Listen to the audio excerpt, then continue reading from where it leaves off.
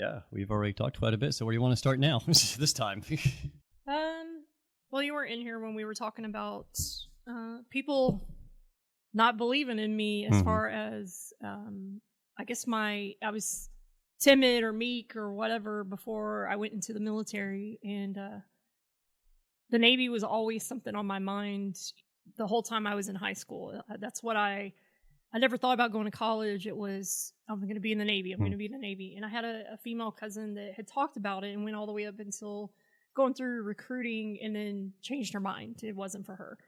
And my next door neighbor had a son that was, we'll say 3 or 4 years older than me. And he went into the military Navy immediately after high school.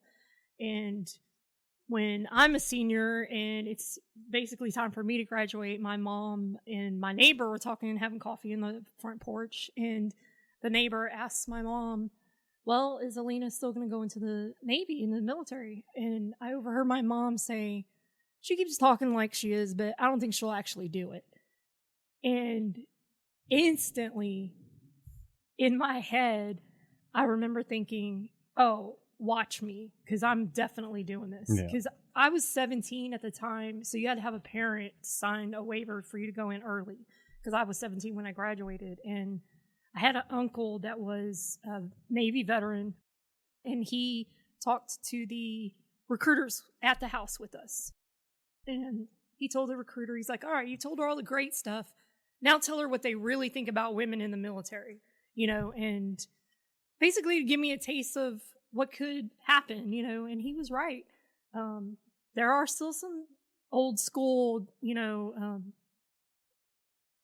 people that really didn't think that women should serve or were in, mostly on like ships and that sort of thing. You should be a secretary or be on shore duty or that sort of thing. And I didn't encounter that a lot, but there were a couple that I did encounter that with. And, and my recruiter, I will say, he was one of those guys that was straight with me, and we knew how to do all kinds of things before we actually went to boot camp. Unlike other stories I heard from my shipmates saying, my recruiter never told me this, or I didn't know this was going to happen. And as soon as I went in, the military was easy for me because my parents were strict, as in you always showed your elders respect, and you yes sir, no sir, and don't question authority and that sort of thing. So it was easy for me. The discipline was already set. Yes. So it wasn't a culture shock like it was for some in my company. And so on my 18th birthday, I didn't tell anybody where I was going. I went to Huntsville, Texas, where the recruiting office was, and I told them I want to join. And they were like, okay, let's look at your ASVAB scores. And I guess they were good enough that I didn't have to retake my ASVAB or anything. And he was like, well, let's get you through MEPS. And I'm like, okay.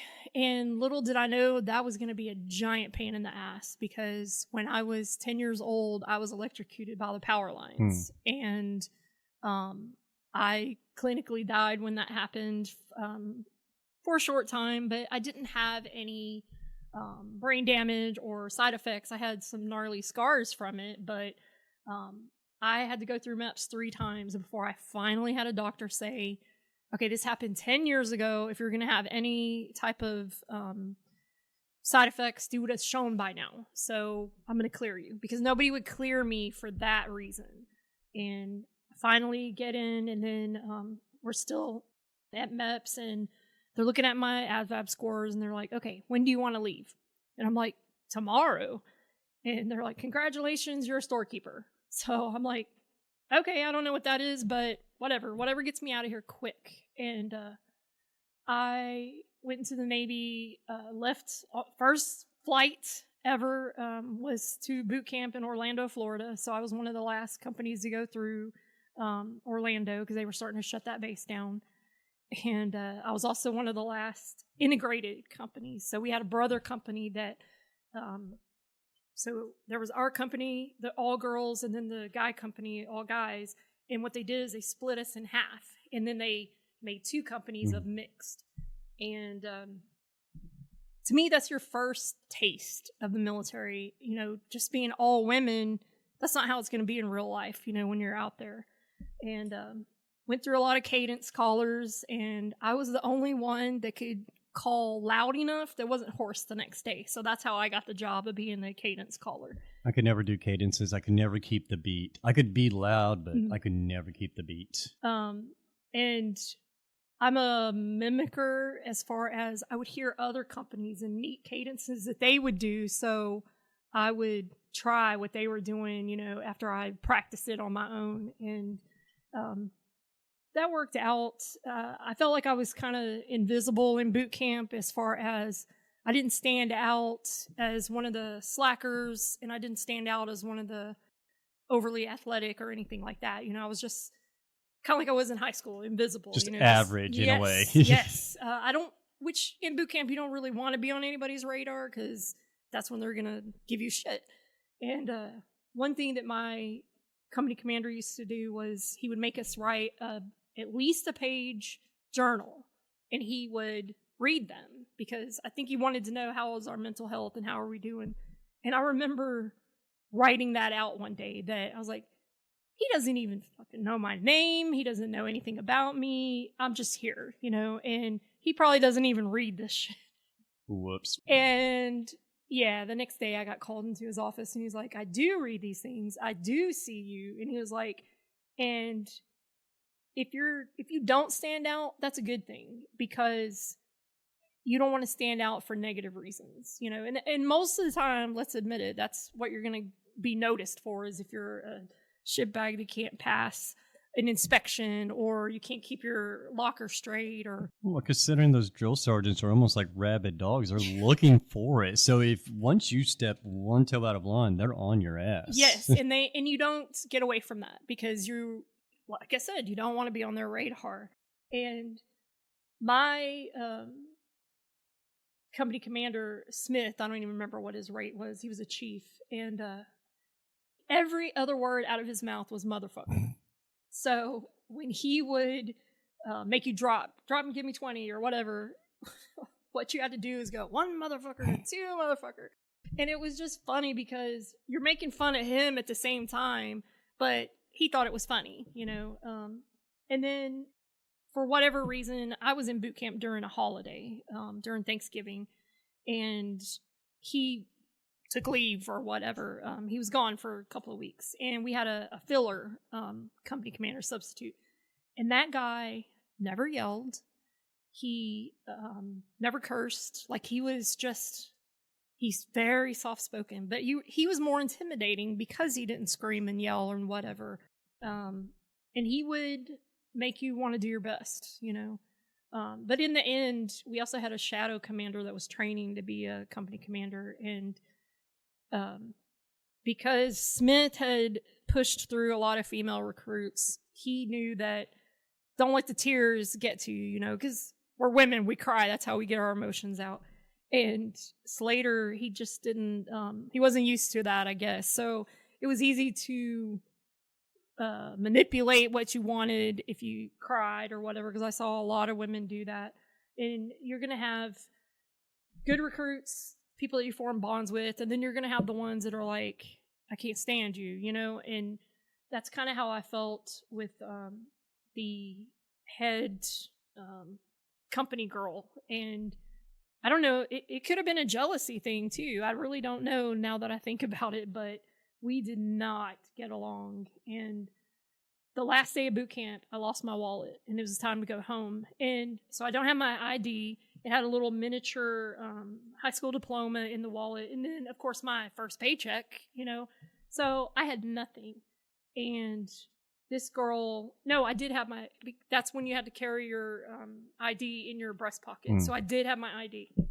Anyway, known enemies in boot camp. And she wound up giving me like $40 to get home on and whatever because I had lost my wallet. So I think that right there was the start of, even if you can't stand each other, you still have that thing that veterans have, you know? Mm-hmm. It's like, you could be a total bastard to somebody, but when you have outsiders and you're the veterans and then you have these outsiders, I'm sorry, but the veterans 9 times out of 10 are going to stick together because it's just that thing that that camaraderie that you have, and you can't explain it. And I think one thing that I liked the most about the military was you meet so many different classes of people, so many different races of people, so many different personalities, and you have to get along because you're away from home, and that becomes your family. Well, it's such a diversity of pool, but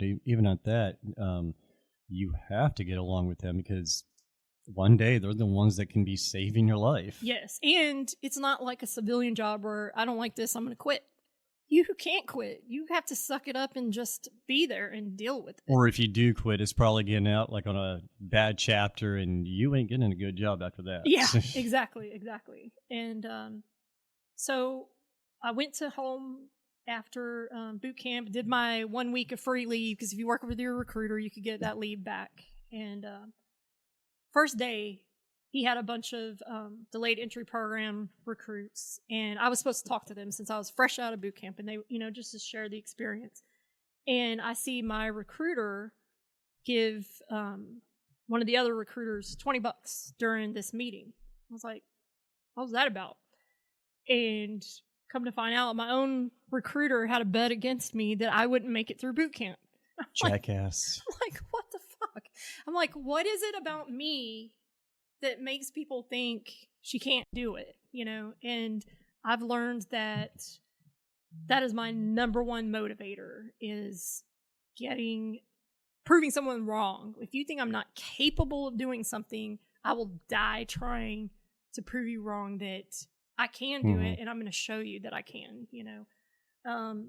So my parents drove me to Meridian, Mississippi, which was my first, I'm going to say that's my first command because that was A school. And going to learn to be a storekeeper, which is I think they call them logistics specialists now. But it's basically a supply person. And I was a person that you wanted to know on a ship or whatever because I could get you things, And we go through boot camp, and I'm there, say, December. And I'm the only girl in this really small indoctrination class. And there's maybe 5 or 6 guys. And I didn't think anything of it. We're all veterans here. We're all equal, so to speak. And my first weekend there, we get Liberty before you start your classes. And I decide to go. So we're in Meridian, Mississippi, which is pretty close to New Orleans. New Orleans drinking age at the time was 18. So we're all 18 or older. So I'm like, yeah, I'm going to get to party, and whatever. I'd never drank. I was a virgin, never really dated before I joined the military. So I'm like, yeah, I'm down. Let's go. And it never crossed my mind, hey, you might be putting yourself in a situation, So the first night, we drive. There was only one of us out of 4 guys and myself that had a car. And we go to Gulfport, I think. Somewhere else in Mississippi. Not quite New Orleans yet. And we're all drinking heavily, shotgunning Boone's Farm bottles, and for somebody that has never really drank before, obviously it didn't take long before I got heavily intoxicated. And I think a lot of people who do join and get that Liberty or that pass right after basic or A school, that they don't realize it. It's their first time drinking. You're going to go out there and only a little bit's going to take to fuck you up. Yeah. And yeah, for sure. So drinking heavily. The next thing I know, we're in the hotel, and we're staying in one hotel room. And next thing I know, I'm coming in and out of consciousness. I'm in this bed, and one of these guys is on top of me, and I can remember him talking, whispering, apparently somehow earlier in the night, it became known that I was a virgin. And I remember him whispering or talking in my ear, asking me, are you really a virgin? And I don't even remember if I responded or not. Because like I said, I'm coming in and out. And next thing I know, he's inside of me, and I'm like, whoa, what's happening? And then I kind of go out of it again. And I remember, here comes the next guy. And by the time it was all over with, all 4 of these fuckers that I was drinking with and hanging out with had sex with me when I'm blitzed, totally fucked up out of my mind. I'm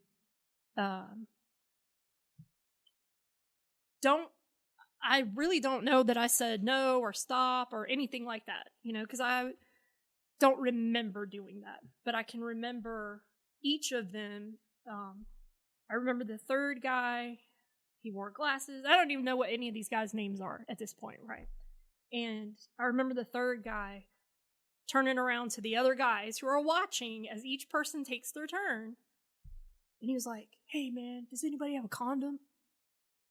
And the guys in the background, they're like, what do you need a condom for? She's a virgin. You're not going to catch anything. And I remember that was the one guy that was married out of all of them. So it was like, okay. And then the last guy, is burned into my mind because he had this psychopath, ultra villain laugh, like this crazy maniac laugh. And he laughed during it. And I remember he licked the side of my face like a dog. And I remember he was like super unattractive. Not that that mattered, because it doesn't, but that made it worse to me, And I just remember, what the fuck is happening? And then that was the last thing I remember until I woke up the next day. And when I woke up, you're kind of like, whoa, where am I? What's happening? Did I just dream everything that happened? And I do have a t-shirt on. It's not my shirt. Somebody's white t-shirt on. And I get up, and everybody's still kind of sort of asleep. One of the guys was drinking coffee in the background. And I sit up. Of course, I've got a massive headache. I feel like total shit. And I'm thinking, something's off. Something's not right. And I get up, and I'm walking towards the bathroom, and that guy that was drinking coffee, he was like, somebody's gonna be sore today. And I was like, did he just say what I think he just said? But I didn't even acknowledge that I heard it, so he doesn't know that I heard it. So I go to the bathroom, and that's when I see a little bit of blood on my shirt. Of course, I am in super pain when I go to the bathroom, and I was like, what the fuck happened? And I, instead of externally freaking out, I internally freak out, like, oh my God, what am I going to do? Because I'm stuck here. They're my ride. Who the hell am I going to call? And we're supposed to be in New Orleans for the whole weekend, and that was like Friday night when it happened. We're not going back until Sunday. And I'm like, okay, you were drinking, so of course it's your fault. You didn't stay in control of yourself, and you put yourself in this situation. What the fuck did you think was going to happen? It's like you and all these guys and alcohol. Duh, so I was scared that I would get in trouble because I was underage and we were drinking because we weren't in New Orleans yet. We were in Mississippi. And I had just got into the military and I just made it through boot camp, which nobody thought I'd make it. And I'm like, I can't tell anybody because I'm going to be the one in trouble. I'm the one that's going to get kicked out. And so I go back in the room and basically I pretended like nothing ever happened. And, it was just like mannerisms for me. It was just like, hey, everything's hunky-dory. What are we doing today? And whatever. Because I'm like, you can't make it right, but you have to survive, and you've got to make it through this weekend. And then you're going to get started with school. And we did. We stayed there the whole weekend, made it to New Orleans, and we came back. And when I came back to school, I think some of them were a little nervous that I might tell somebody or say something. Nobody pulled me aside and was like, hey, we didn't mean anything by that, or it wasn't, nobody acknowledged that it happened. They just kind of swept it under the rug. Yeah, everybody pretended nothing happened. And I think the biggest regret that I had, or the biggest shame that I felt, was that I was a virgin and that's how I lost my virginity. And I can't explain how much I felt like it was my fault, because putting myself in the situation, because drinking to the point of losing consciousness, that, of course you had control over how much alcohol you consumed. So yeah, I took all the blame on myself because I felt like I could have stopped it. And once we get back to A school and we're fixing to start the next day, our first day of classes and everything, luckily I wasn't going for the same rate as the other guys. They were all going to go in different classes, but I never talked to any of them again, and I purposely avoided them. Like, if I'd see them in the distance, I'm like, I'm turning around, I'm going to go this other way, And during A school, I remember I was in the laundry room one day, and I was starting to feel just like total crap mentally, just like beating myself up. And one of the guys that I was in boot camp with, he was the recruit chief petty officer. So he was head of my brother company. And he knew something was off. Like, we weren't friends, but we knew each other because of boot camp. And I really don't remember the conversation, but I remember hinting something had happened. And I remember hinting around, giving vague details of, putting myself in this situation. And I was with 4 people. And I can remember him just looking down and sighing. And he was like, I hope that they didn't do what I think they did. And I just looked at him like, I'm not going to say yes or no. You take what you want from that conversation. And so he was the first and only time that I acknowledged that anything ever happened. And I was always scared of it coming up because of the underage drinking. We were getting recruits or A school kids. Every time we'd have an inspection, if they found alcohol in your room, whether you were of age or not, you would get in trouble and you could get kicked out of A school for that. And every weekend, they would find alcohol in somebody's room. So I was always paranoid that I would get in trouble for what had happened to me, instead of thinking in my mind, I need to report this. And so I went through A school, graduated. I picked Pearl Harbor, Hawaii as my first duty station. Nice. And I go to the USS Cimarron, and it was an oiler. My first day on board, there was this one guy that kind of dopey looking, had these real thick Coke bottle glasses, and he was the one guy that everybody knew on the boat that was super friendly, and he was. And he was the one that was going to volunteer to show you around. And he did. He was super friendly. He was great, like a unspoken sponsor, getting to the new command. And his name was Bo Bannock. He's passed away now. But great guy, but like everybody made fun of him because he was funny looking, but super, super nice guy. And I finally get aboard, get my bearings, and I'm on board that ship, I don't know, maybe less than a month. And I'm in the enlisted club on the base in Hawaii. And this guy comes up to me and starts talking to me. And I kind of sort of knew he was a khaki, but I didn't know what his rank was exactly. And it wound up, he was a chief on board the ship. And started flirting with me, talking to me. And I was flattered because he was an older guy. I'm 18. He was a chief, come to find out. So I'm an E1, he's an E7. He's like 10, 11 years older than I am. And starts hitting on me, talking to me. The club is about to close. And he was like, hey, why don't we get out of here or whatever? And I wanted to, because I was flattered that he was talking to me. But at the same time, I knew you shouldn't do this. Don't go. But against my better judgment, I went, and it was with 2 other people aboard the ship, both E5 second classes. And I remember distinctly remember we were driving around Hawaii. Hawaii's a gorgeous island, and it's nighttime, so you're not going to see a lot. But I remember us going to a beach somewhere, and the two second classes, they go one way, and me and the chief go the other way.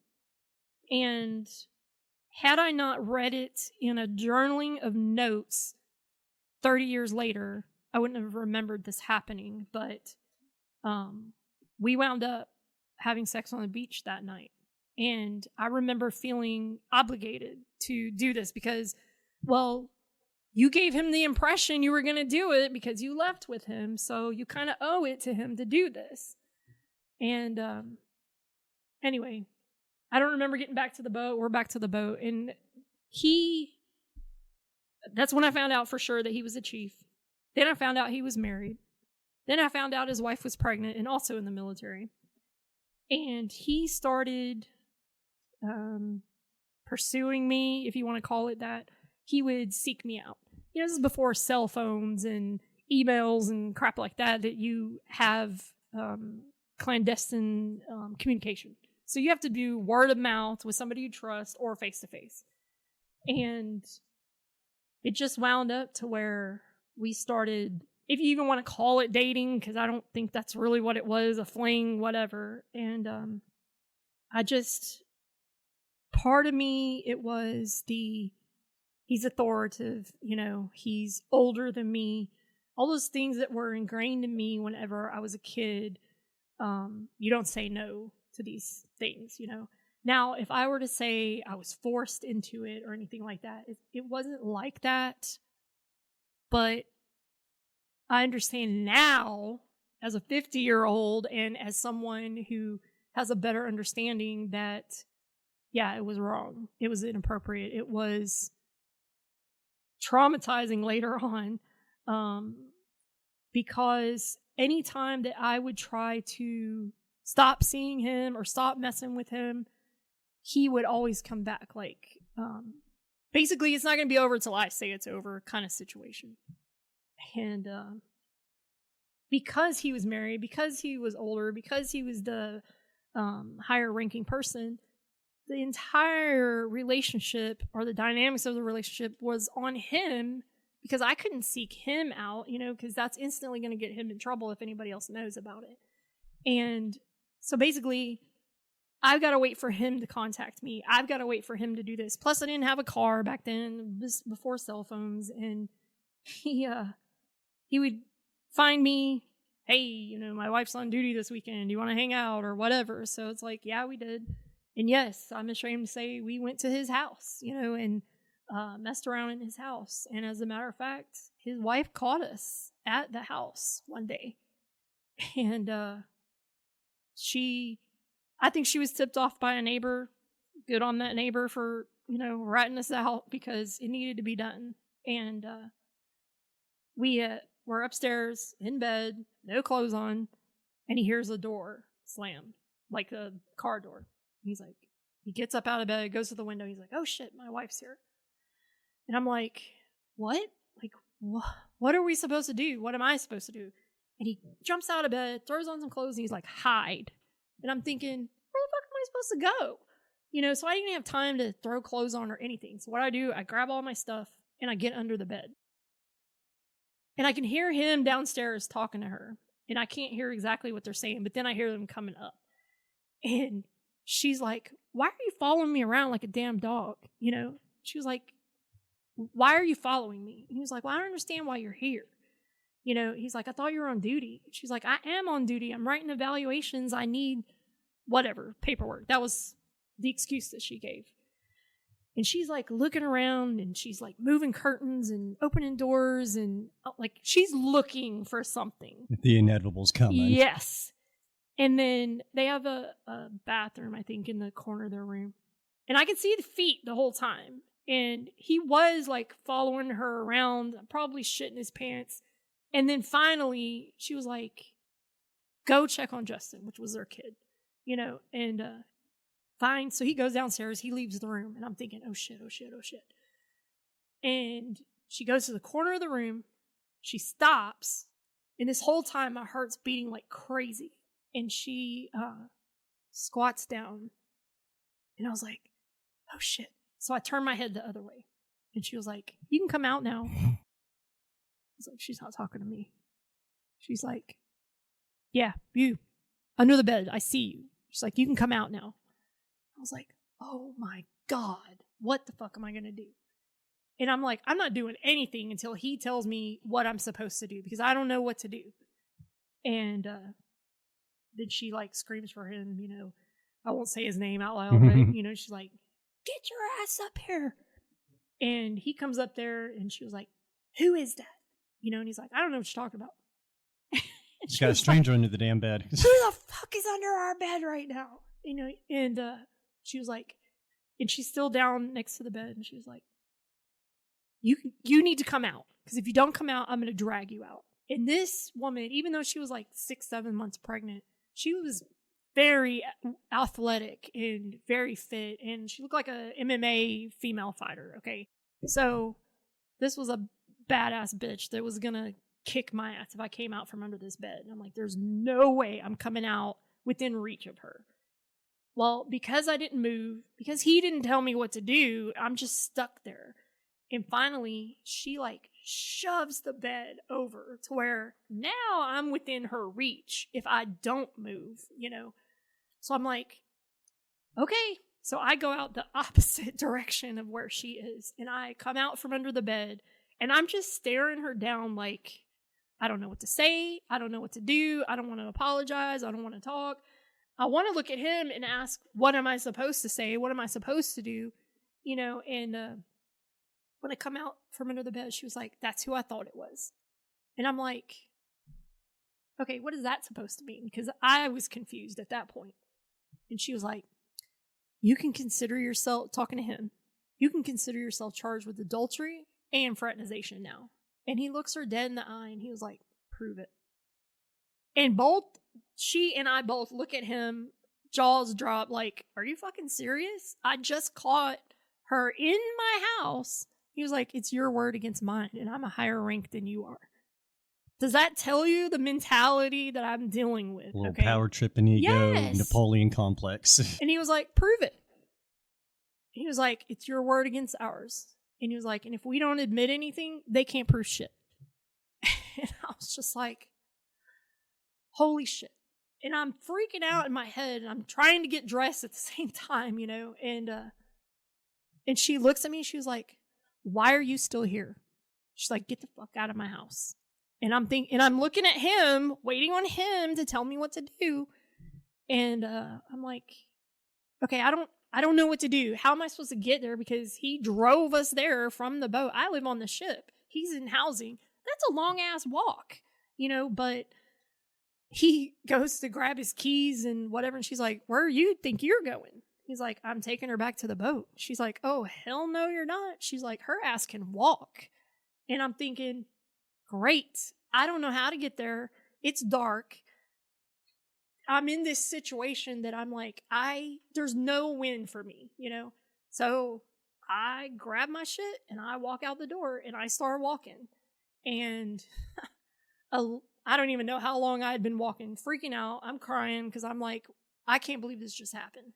Then I feel like total shame and total shit because that's just an unspoken rule. You don't do that in somebody's house. Their marriage bed and all of those things. You know, it's against everything you've ever been taught and everything that you know is right and wrong. You don't do that. And I crossed that line. I'm blaming me. I'm the one that didn't say no. And walking for a bit, he picks me up, takes me back to the boat. I finally get back to the boat. And he drops me off and then leaves again. And as soon as it's a long pier to get to the brow. And when I get up there, whoever the petty officer of the watch was, they were like, hey, Chief wants you to meet him at so-and-so. Whatever the name of the dock was at the end of the pier. And I'm like, I just fucking got here. Are you serious right now? And they're like, I'm just relaying the message. He said to meet him there. And I'm like, okay. So I go and I'm waiting for like 45 minutes and I'm thinking, he's not going to come. Why is he asking me to sit here? I'm sitting here, of course, going over everything in my mind. And I see a car finally pull up. And he gets out. He's got suitcases in hand. And he's walking towards the ship. And he didn't see me, even though he's the one that told me to be there. Well, she fucking saw me. And I'm like, oh my God, he's not around, so she's coming to beat my ass. And I remember just being so scared, sitting there at the end of this pier. It was a little gazebo thing. And she walks up and she like slams her car door and she walks up. She's not, like, but she's like, I just want to talk to you. She's like, I'm not going to hurt you. And I'm thinking, okay, we'll see, and she was like, I don't know if you really understand what's happened. She was like, you're just a kid. And I remember instantly being pissed that she called me a kid, but I was 18 years old. I was a kid, but at that time I'm like, how dare you call me a kid? I'm not a kid. I just graduated boot camp. Yeah. It's like, And, she just went into this whole thing about, hey, we've had our problems, and that unspoken woman rule, she brought that up, about doing it in my house and whatnot. And, she was like, well, he picked you. And I'm like, what? She was like, he wants to come to the boat and do this and that and the other. And I'm still numb of what all happened, because that was just insane being caught in that situation. Something you'd see on a stupid TV show, And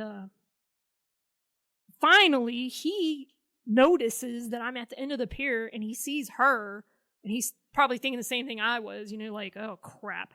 So he comes finally and she was like, I'm leaving, because I guess he started to talk to her, say something. She gets in the car and he wants to know what she said. And I'm like, that's between us. You don't need to know that. And I never did tell him what she said, but it still just over and over in my mind was that she called me a kid. And that was the thing that I concentrated on, is that she called me a kid. And so this relationship, fling, whatever you want to call it, went on for 4 or 5 months. Anytime that I had to go to sick bay for any reason, which you didn't do back then because you were sick bay commando, they highly discourage you going to sick call. And they're just going to give you a Motrin and water anyways, no matter what it was. If he happened to be walking down that passageway and saw me at sick call, he would start freaking out. And basically, he's thinking, she's pregnant. Oh my God, she thinks she's pregnant. I'm going to get caught. I'm going to get in trouble. And he would always give me the 5th degree if he saw me anywhere near sick bay. Everything okay? Just always grilling me. And so it finally got to the point, like, that happened to me twice. And then I was like, I don't care how sick I am or what is wrong. I'm not going to sick call anymore on this ship for that reason. And then we got questioned. I got questioned because there started to be rumors going around about the two of us. And nobody ever actually saw the two of us together in a romantic way. It was just assumptions. And commanding officer and my department head questioned me in front of the captain in the XO, and they were like, we want to know if you have a relationship with this chief. I'm like, no, because one thing he told me, no matter what happens, if you deny it, they can't prove it. He's like, no matter what, say no. So I did, and like, no, this didn't happen. And of course, I'm not going to say you can't prove it or whatever. It was just like, no, I know that that's wrong. I know that would be fraternizing. No. And they left it at that. And then they documented it in my record. Well, fast forward to my birthday, which is in July. And he picks me up. Like, I happen to be outside on the pier. A smoking pit was down there. And he was in his car and he was like, hey, you want to go for a ride? So I'm like, okay. So I knew it was near my birthday. I never knew when we were going to have our one-on-one time. Never knew, because it was always he was getting control of that. So I'm out there. We go for a ride. We messed around in his car. And that was the last time that we ever talked to each other or anything.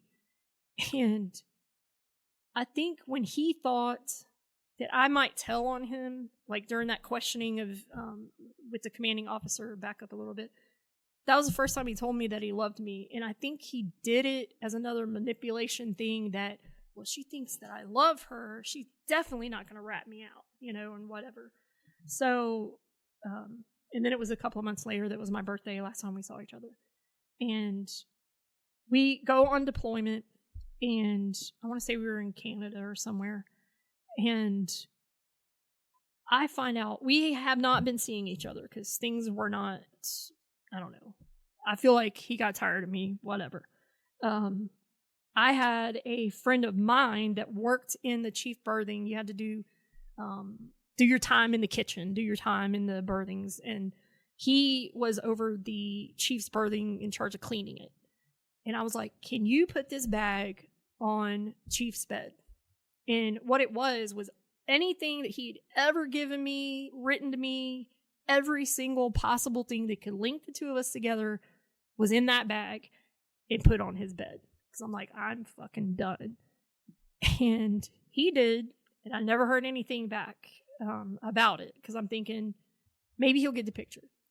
And we go to Canada, and everybody's kind of acting a little crazy because we've been on deployment a long time. And people are dancing. There was a male strip show. I remember our table was all of our ship's women, and we had the loudest table, so we won this bottle of Dom Perignon. I just remember Navy ladies just being dumb and having a good time. Well, then they started letting everybody come in, because at first it was women only because it was during a male review. And so then the rest of the ship comes in, and a couple of officers came in, but they don't usually mingle with each other, of course. Well, obviously, if we're in a civilian port, there's not going to be an officers club or whatever. So a couple of officers are there, and people are not wanting to let their hair down completely because there's people watching that they could get in trouble. Well, for whatever reason, I got picked to, because our executive officer happened to be in there having a drink. And one of my jobs on the ship was the wardroom, which was all the officers. And I had to clean their barracks. I had to serve them during meal times and whatnot. Well, our executive officer, he never ate dessert, but he liked to have coffee in the evenings. So I had to bring coffee to his stateroom every night. So what is the one thing that everybody assumes is happening? They think I'm screwing him because I'm going to his room every single night with his coffee. And because the XO was in the club at the time, nobody wanted to let loose. And they were like, hey, Walding, why don't you go over there and loosen up the XO and, get him off our backs so that we can, we can cut loose. And they're like, go dance with him. I'm like, he's not going to dance with me. He's an officer. Well, he does. And we are all having a good time. And I guess because an officer danced with me, it was like super taboo, and that bit us in the ass later. Okay. We go to another deployment. I don't even remember what port we're in. San Diego, I think. Still on this same freaking deployment. And a new girl had come aboard the ship, and she missed ship's movement, and nobody knew why. And come to find out, she reported that she was sexually assaulted. Nobody believed her. Surprise, surprise. And apparently there was a party in some barracks with a lot of our ship's people at this particular party. And I wasn't there, so I don't know what happened. I just know that a lot of people, because of that accusation, Navy Criminal Investigative Services came on board the ship and interviewed everybody once we got back to home port. Because, missing ship's movement, that's a super bad thing to happen, and you're going to go to Captain's Mast for that. And when NCIS came on board and started interviewing people, the chief and I hadn't been a fling or associated whatsoever for 6 whole months. But apparently people thought we were still dating or whatever. So all these people that had never seen us actually together or anything started singing like canaries and pointing fingers. And they were like, well, you should talk to Walding because she and the chief, messed around. And just out of that one accusation with the young lady that got assaulted, there were 22 of us that got stuck on the chopping block from that one investigation, because now we're not just talking about that sexual assault. Now we're talking about, well, this master chief and this chief messed around, and this person and that person messed around, and this person's doing drugs, and this person is drinking in the barracks room, on the ship. And so everybody started pointing fingers at everybody else. And out of 21, 22 of us, everybody got kicked off the boat. Didn't get kicked out immediately, but we were about to go on another 6-month deployment. And I'm the only one, for whatever reason, that got to go on deployment. And I started going. We get to our first port, and I get sent back to home base, which was Hawaii. And one of my really, really close friends, who wound up being my ex-husband now, but he was a radioman at the time. So he would see any messages, from different places. And he happened to see the message from our captain to the base commander, which was an admiral, asking, do they want to do captain's mast for me on the boat, or do they want to send me back to Hawaii and let them deal with it? Well, they chose to send me back to Hawaii and let them deal with it. And I was going to be brought up on charges for fraternization, telling a false official statement, and adultery. And I'm thinking, adultery? I'm not even fucking married. Why am I going to get in trouble for that? Anyway, so I get back to Hawaii, and I have to go in front of the admiral. I had 3 days before I actually went to Admiral's Mass, and they were like, you can give a statement when you're there, and you can either write it or you can speak it. And I'm like, I know I'm not going to be able to talk when I'm at this Mass, because, somebody that high of a rank, you need to be seen, not heard, is how I felt at the time. Well, and they're intimidating as fuck. Hell yes. And he was this old dude that never talked. Never. He wasn't like outgoing and friendly with everybody. Maybe he was with the other officers, but you never saw a smile on his face. You never saw him talk to anybody that was lower ranked than him. Never. And so I wrote a statement. I still have that statement to this day. It's like the best paper I ever wrote in my life, and it was like, I did it. I messed around with this chief, but I don't want to get kicked out of the military. That was always my biggest fear, was getting kicked out of the Navy. And I really don't know why. I guess because that was like such a big dream of mine, was to be in, because I felt like I was somebody in the military. And so I basically said, okay, I fucked up. I knew it was wrong. I'm not going to put the blame on anybody else. I accept my responsibility. Please don't kick me out. Was the gist of the paper. And he read it, and he was like, I'm up there at Mass. And I just so happened to have 2 people, an officer and a master chief, that had served on my ship, that literally the day of my Mass, I asked them if they would be character witnesses for me. And they both did. And they both spoke, highly of me to the admiral. But he was like, I read your statement, and I respect that you didn't push the blame on anybody else. I respect that you just took your medicine, basically. And he was looking through, and I had just gotten to E3. And I don't know if it's like this for all the branches, but for Navy, there's no test you have to take. It's just time that you have to go through and serve to get promoted those 2 nothing ranks. Yeah, the time in service, yes, until you get to NCO rank, I think it is. So I had literally, within the month, just got to E3. And he was like, thumbing through, and he was like, okay, you're going to go on restriction. I think it was 45 days restriction, 45 days no pay. And he kept thumbing through this folder. And then at the last second, he was like, and demotion, back to an E1. I was like, son of a bitch, you know, because I'm like, that's 2 whole years I just lost. And that's some money too. Yeah.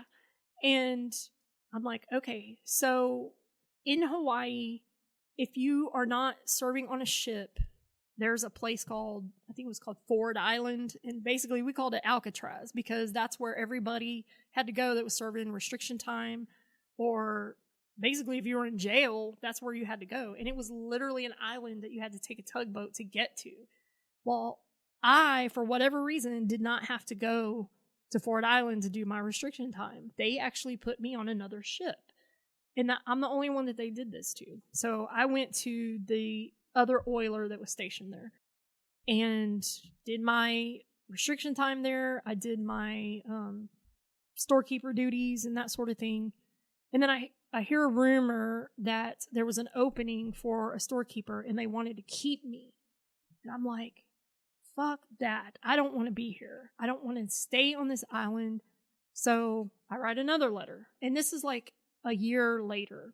And I write another letter to the base commander. And I'm like, I don't care where you send me to another ship. You can send me to Timbuktu, you know, anywhere but here. I don't care where you put me. I'm not trying to get out of sea duty. I'm fine with sea duty, but I do not want to be on this island anymore. Because when I got to the Willamette, everybody knew about the Cimarron. And the Cimarron was the boat that all this shitstorm happened. So everybody looked at you in a negative way, like, oh, you're one of those people, you know? And nowhere on that island, no ship, no command could I get away from what happened. And every time I thought it was dying down or whatever, there would be an article in the newspaper about it.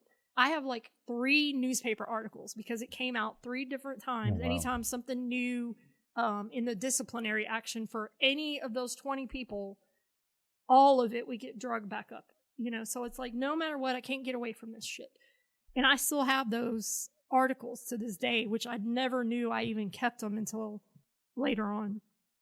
And finally, the admiral agreed and he sent me to Guam. So basically I left one island and went to another one, but at least it was anywhere new. But there. Yes. You know, because even when I wasn't on restriction anymore, that chief's wife was still stationed there. So I did run into her one time at the base exchange, you know, and it's like, you're constantly looking over your shoulder thinking, I've got an ass whooping coming to me.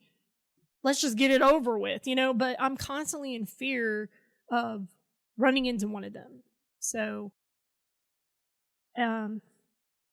they finally granted it. But before that happened, backing up a little bit, the chief, he fought. He was the only one that didn't just say, okay, I did it.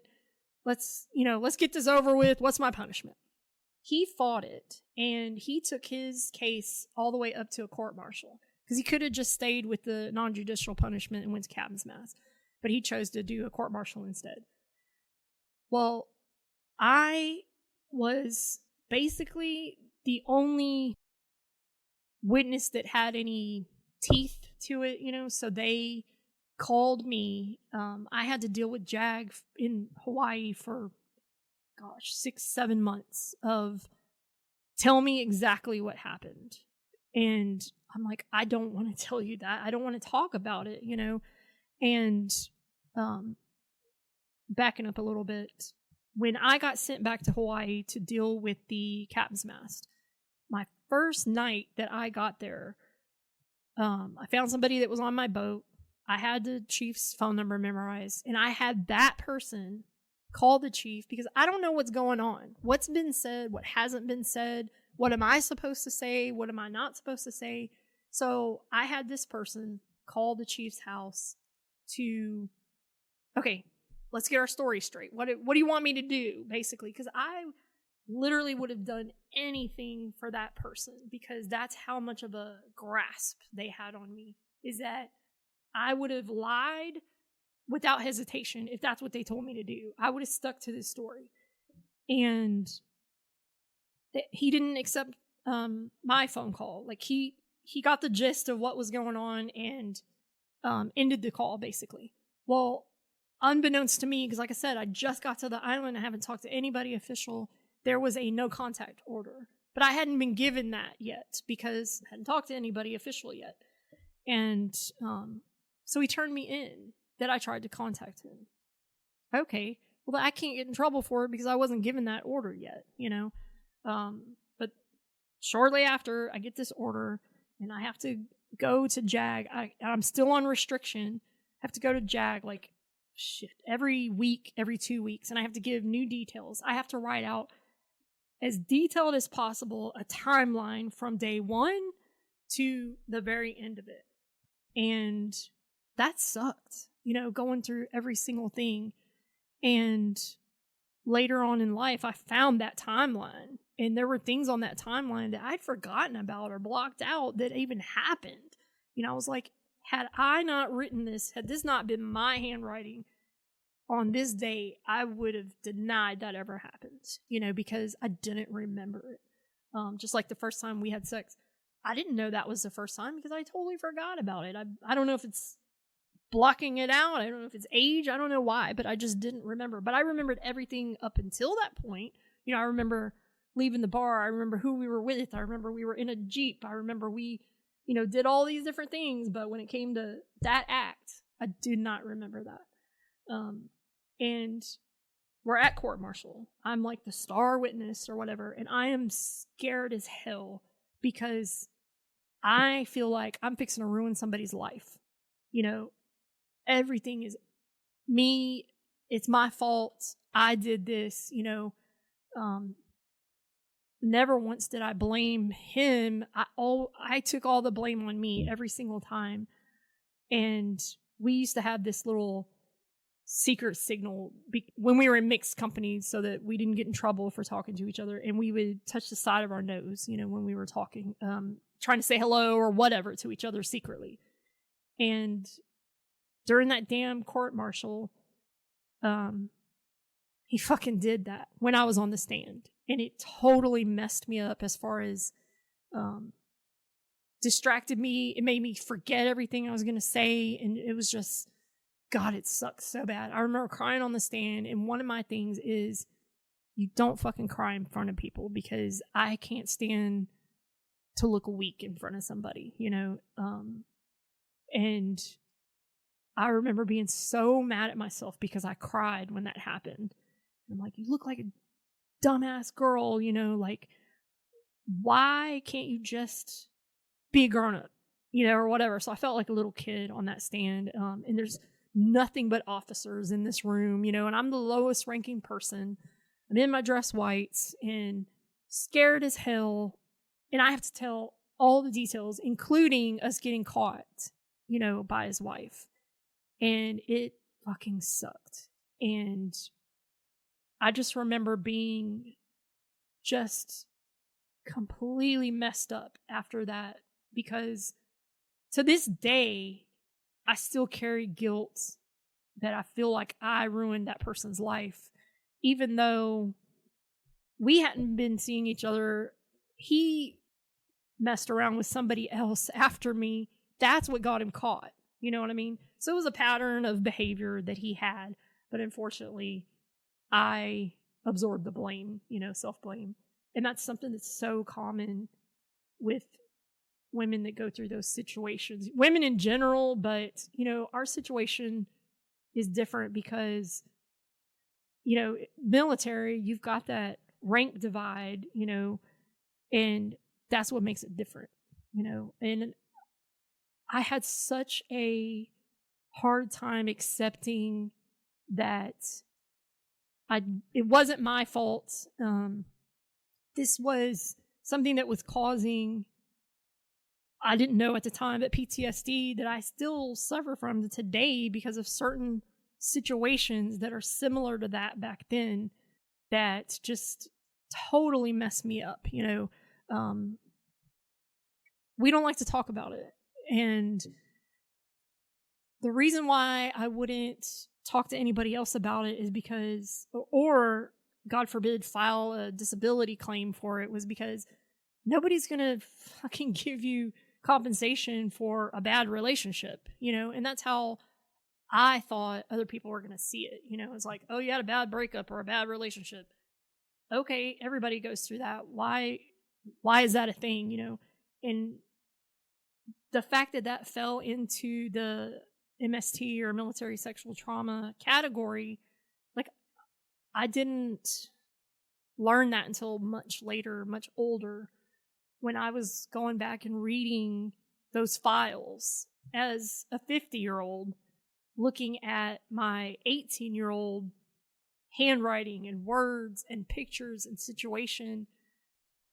Now I see it, whereas back then I didn't see any of that stuff because I'm like, it was my choice. And, I can't tell you the number of times that the JAG officer asked me, were you unduly influenced? Did he use his rank against you? And every single time I said no, because at the time I didn't want to admit that I didn't have a choice. It's like, I knew what I was doing. It was my fault, and I can see as a mother, as an older person, I can see so many things now that I couldn't see back then, and it does make a difference on rank. It does make a difference on age, I didn't learn until now, we don't mentally mature until you're like 25. I'm like, are you serious? And, that's something that I learned with my therapist. But can we take a break? Yeah. Because I'm getting hot. Go for it. Okay. So whatever happened out of that court martial, or because that's what it was a court martial? Mm-hmm. Okay. So he was what we called a frocked chief, to where he could wear the rank, but he hadn't had the time in between E6 to put on E7. So he could wear it, but he wasn't yet getting paid for it. It's a Navy thing, I guess. I'm about to say, that sounds stupid. Yeah. But So it's like you had to wait 6 months before you could actually get paid for it. So until you were getting paid for it, I guess you're not actually this. Anyway, so he was what we called a frocked chief. So he wore the uniform before he was getting paid, which was perfectly legal. But he got busted in rank to an E5. So imagine going from khakis back to a blue shirt, and I'm sorry, but for what he went up for, how does that not label you as a shitbag? I don't know what other people thought of him. I still to this day think people think that it's my fault, just like I think it's my fault. I've seen on the Cimarron page people talking about it, and it's always leans towards me being the reason, like some stupid girl, spouted off her mouth and whatever. I don't know where he went or what happened to him after, because I didn't give a shit. I mean, he only got busted down 1 rank. You got busted down 3. And I mean, I don't care who you are, but if you're a higher rank in the military, whether it's Navy, Marines, Air Force, Army, Coast Guard, whatever, if you're higher and you're an NCO, you should fucking know better.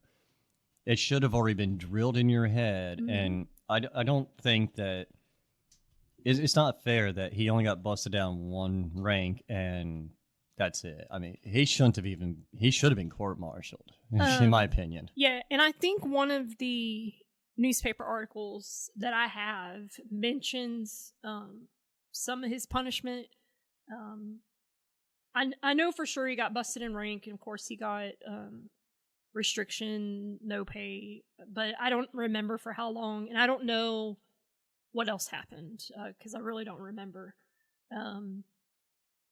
I just know that if you said you were from the Cimarron, people looked at you weird. Even if you weren't one of those that was caught up in what happened. You were just associated with the scandal at the time. And, something that one of the commanding officers tried to implement after all of that crap happened was no 2 people aboard the ship could date each other. And you can't do that as far as a rule, because if you're within the rank structure that's allowed, you can't stop people from, and plus, I'm sorry, I'm probably one of those people. If you tell me I can't do something, You're gonna of do course it. I want to do it. You know, so that was one of the things. And that ship, Lord, I don't even know how that ship made it as long as it did, because there were so many bad things that happened to that ship. With, you know, my very first time out at sea was in March, and we ran aground. So that's one captain that got relieved. Yep. Right before I got to that boat, I'd say within a year before I got to that ship, the ship lost main engine, like it was dead in the water and had to be towed back to sea. Back to port. So, and it was the same tugboat that pulled us in both times. You know, that first it was a female captain, which is also unusual for that time. She got relieved because I don't know if she ran the ship too hard. I don't know the circumstances because I wasn't there. I just know that they had to be towed back because the engine broke. And then my first time out at sea, we ran aground. And another, then the whole NCIS thing happened, and huge investigation is in the newspapers all over the damn place. Well, then later on, I get stationed in Guam, and I'm on a merchant marine ship. Couple of commands later, once I got to Guam, and that ship and the Cimarron were doing an unrep at sea, and the Cimarron ran into them, so they collided. So that was another thing that happened. If you go to Wikipedia, I looked up the Cimarron, and that one, it mentions all the other things except that one. And I was like, did I remember that wrong or not? And I actually reached out to one of my Navy friends that I'm on Facebook with, and I'm like, tell me if I imagine this or if this really happened, because I have a recollection of you being on the bow during the unrep with sound-powered phones on, and you flinging them off your head and running because the ship was about to run into us. She's like, oh yeah, that happened. So the fact that it was my old ship and my current ship and that happened, it was like all these shitty things to happen on a ship happened on that one boat, and it's like the curse of the Cimarron, because I'm telling you, if you were commander of that boat, you could kiss your ass goodbye as far as your career, because something was going to happen. And you were going to lose it. Yeah. So it's just... Should have just decommissioned the damn thing. They did, thankfully. I think in 98, maybe, they did. And they didn't repurpose it as a merchant marine ship or anything like that. They actually dismantled it. I was say they should have just fucking sunk it. Target practice. Yeah, so good riddance, because I have zero good memories from that ship. Now, I will say one of my absolute closest friends of all time came from that command, and, we've been through thick and thin together, and she was one of those people that, even though I didn't tell her what happened to me in A school as far as being sexually assaulted, we were in this club in Hawaii, and we went to a different base E-club to sing karaoke, because I was huge into karaoke back then. And we're there, and we're looking through the book to pick out a song, and this guy walks in with some of his friends, and I instantly started freaking out, because it was one of those guys from that incident. It was the guy with the psycho laugh and the butt ugly face. The piece of shit. Yeah. And I just remember, like, I had a panic attack right there, and that had never happened to me before. I felt like I was having a heart attack. And I just told her, we gotta go. We have to leave right now. And, and she's looking at me like, what the fuck is wrong with you? And I, without telling her what happened, I told her what happened. And she was like, oh, I'm going in there and I'm gonna fuck him up. And I was like, no, I just want to go. I don't even want him to know that I'm here.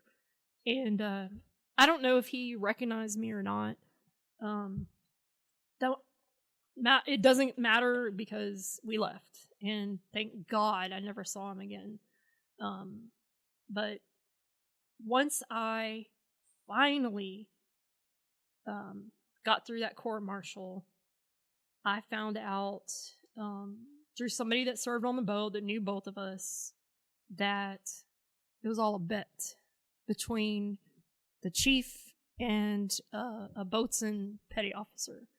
That they had this thing when new girls would come on the ship, they would see who could screw her first, basically. And yeah, when I found that out, it literally felt like I had been raped all over again, because none of it was real, you know. But it was very real to me at the time, in the moment, and all that good stuff. Plus, especially being young and everything. Yes, I think that was the number one thing. Being young and naive and not really having the experience in relationships. So, hell yeah, I believed it when he said he loved me or whatever. And now, just to even say that word out loud in that context literally makes me nauseous. And again, I didn't know at the time that I had emotional and mental scars from it. And of course, what I know now is PTSD. One of the things that is a trigger for me that I'm embarrassed to say out loud, because in my mind it sounds so stupid, is if I'm watching a TV show or a movie and there's a couple on there, a male and a female, that are having a romantic moment and they start kissing, that fucks me up every single time. It is like that Pavlov's dogs, you know, or whatever, you know, when you ring a bell. Ring for that me, bell. you know, I could just see a photo of two people kissing. That doesn't bother me. It's knowing the intimacy between the two people, even though that shit's not real on the TV, you know, that's all fiction. I can't explain what comes over me for that to be my number one trigger. And I don't like people that I don't know touching me, like hugging me or whatever. You know, it's like, if we're not cool like that, don't touch me. Yeah. And, you know, it's kind of a running joke at work. You know, it's like, not a hugger, you know, and it's like, but they don't understand why. And yeah, I will, like, I'm going to hug you if you're going to come in for a hug or whatever. But if I don't know you, please don't fucking touch me. And it's hard to explain to somebody that doesn't experience that kind of thing themselves, you know. I never would acknowledge it. I always blamed myself for it. I blew it off as, you're a stupid kid, you had a bad relationship, get over it, you know. And that was something that today me could not understand. Why can't you just get the fuck over it? It's not even something bad. It is bad, but I'm saying it's, if you compare yourself to somebody else that was also sexually assaulted or what have you, it feels like my situation is so much less than somebody else. But I'm sure there's somebody else that are thinking the exact same thing, you know.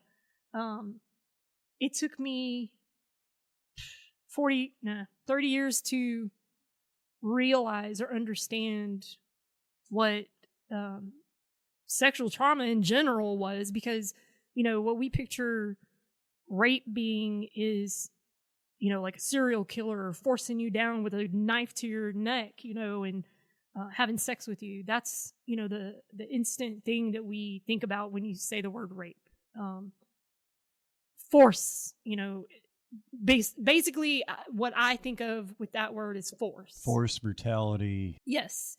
And, you know, in both of those situations, like specifically with the chief, that wasn't rape whatsoever, because I was a willing participant.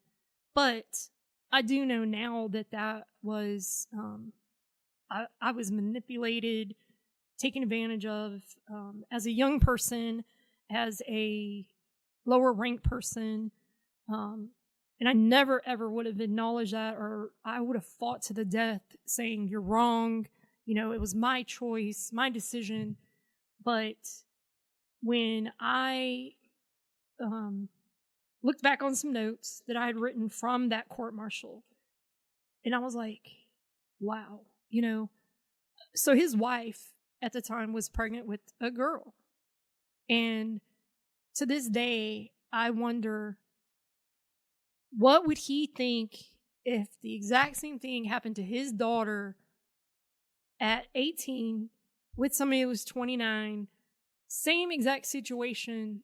Would he see it differently, because he has a daughter? Because, I mean, that's something that's got to make you pause, or make you see things differently. When you become a parent, you see the world differently. I don't have daughters, but older me sees how I was taken advantage of big time as younger me. I was so easily influenced, and I am not exaggerating when I say I would have literally done anything.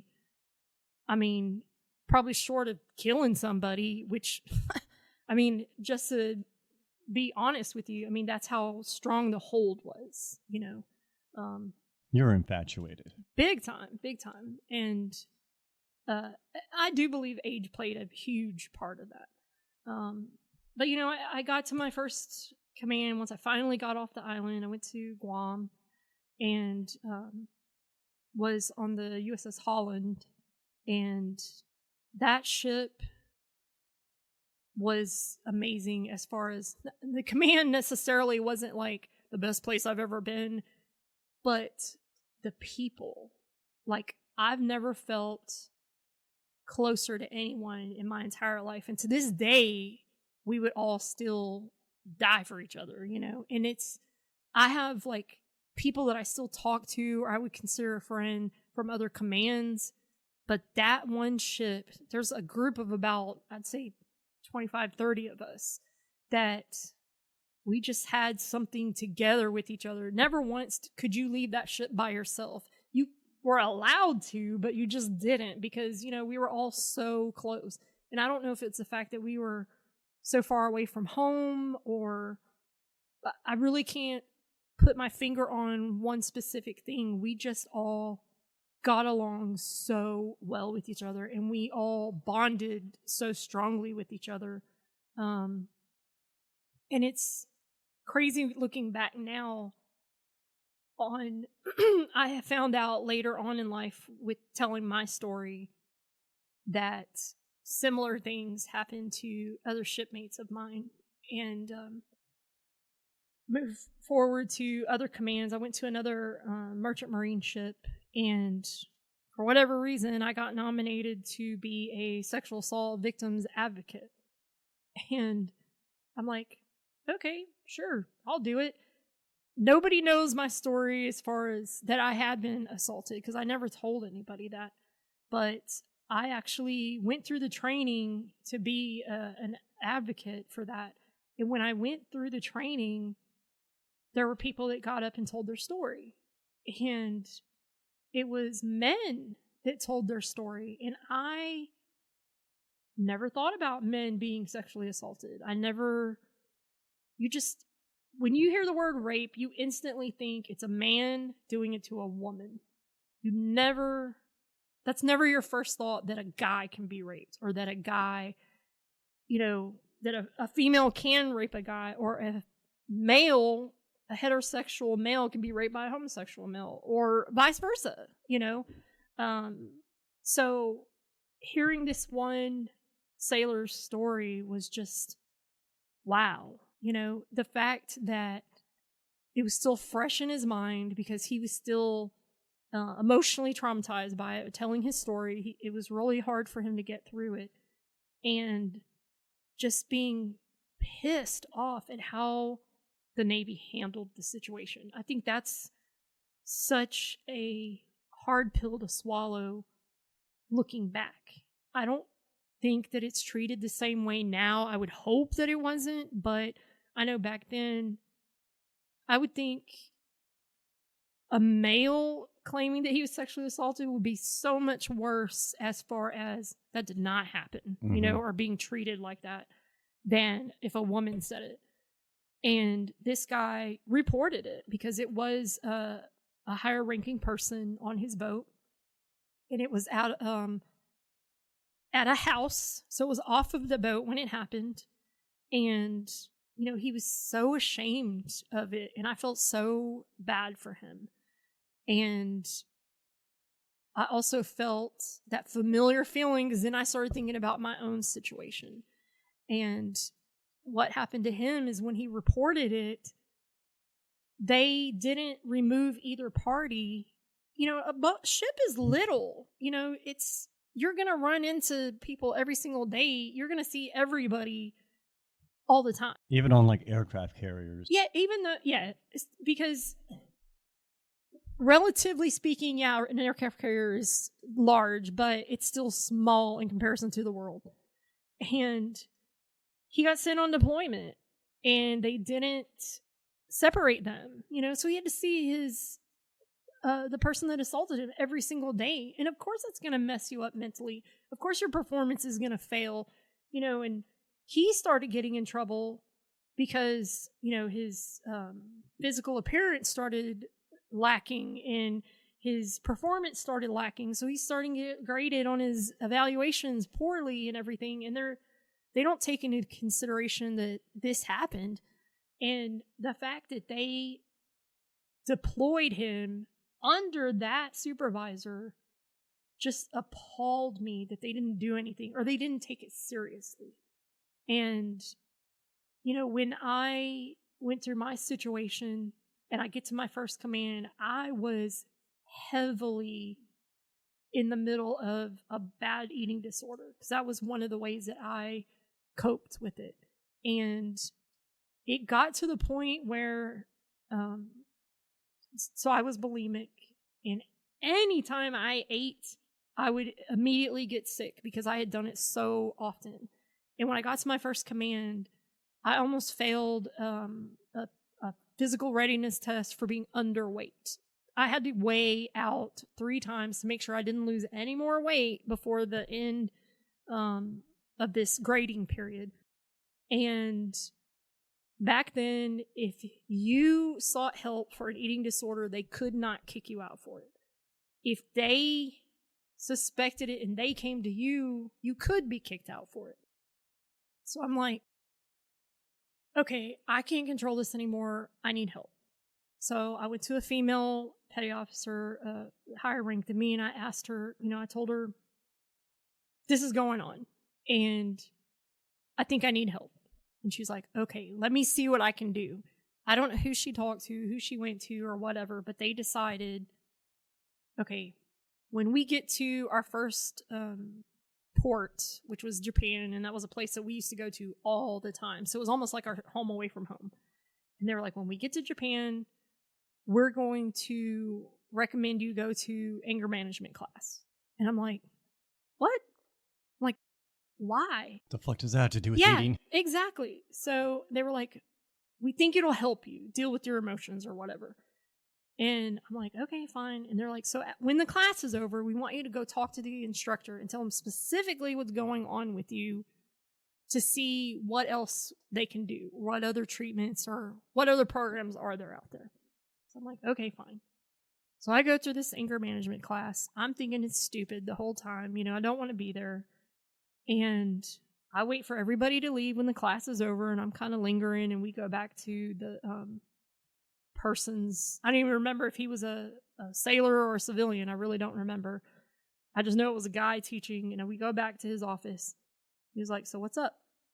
He's like, I was told that you needed to talk to me after class. And I'm like, yeah. And I told him about this eating disorder, and that's the whole reason that I'm there. And I was like, I don't understand why they sent me here, but we're here. Yeah. And he was like, what do you want me to do about it? And I remember being instantly, like, my face flushed. I was so humiliated, really. I felt stupid for being there, because it's like, I came to you for help, and you're like, what do you want me to do about it? I can't do anything for you. And I was like, not a goddamn thing. And I got up and I walked out, because I'm like, I came to you for help and you treated me like this. I don't need you. And I never asked for help for that again, and to this day, I still deal with it. When I feel like my life is super out of control, that's something that I do to get that control back. So that's my my diagnosis for that is an other eating disorder, because mine isn't to lose weight. Mine is to get back control that I feel like I've lost. Kind of like when people hurt themselves or cutting, it's to get back that control. You know, it's a pain you can control. And it's one thing that I did to deal with it. So another thing that I did, some people turn to drugs, some people turn to alcohol. I did turn to alcohol, but another thing I turned to was extremely reckless behavior. You know, I was very promiscuous at the time. I didn't care because I'm like, you can't hurt me. The worst has already happened, you know, and anytime that somebody that I might be involved with briefly would catch feelings, I'm out. You know, it's like, yeah, I'm good. I don't need any of this. I'm not in for that. Nah. And I had a really, really hard time forming relationships for that reason. You know, it's that thing where, okay, you get hurt, so you're going to be gun shy about being hurt. And, you know, that's a normal hesitation, but this was different because I instantly would go through a bad depression over it because in my mind, it's not real, you know, because my first experience with love wasn't real, you know, so in my mind, it's never real. None of it's real. And I did eventually get married when I got out of the military to somebody who was a very, very close friend of mine from my first boat, you know, and wound up getting divorced from an infidelity situation. And I remember telling my mom, you know, because divorce is depressing anyways, but I can remember specifically telling my mom, I don't believe in love. Not the kind of love that you guys talk about, like romantic love.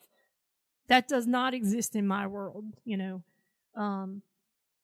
And my definition of love now is two people that can tolerate each other.